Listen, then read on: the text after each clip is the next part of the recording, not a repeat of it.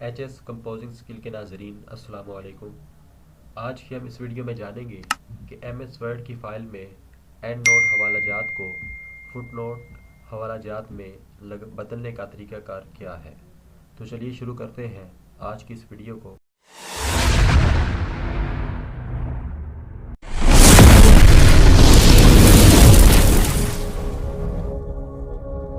تو اگر ہم نے اس فائل میں یہ اینڈ نوٹس کو فٹ نوٹ میں تبدیل کرنا ہے تو اس کا طریقہ کار یہ ہے،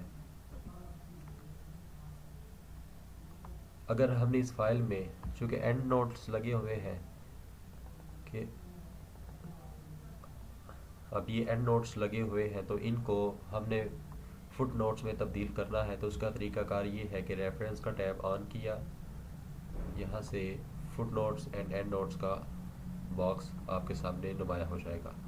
تو فٹ نوٹ کا آپشن جو ہے وہ سلیکٹ کیا، یہاں سے کنورٹ اوکے کر دیا، انسرٹ۔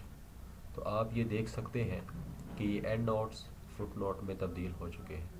امید ہے آج کی یہ ویڈیو آپ کے لیے کافی فائدہ مند رہے گی۔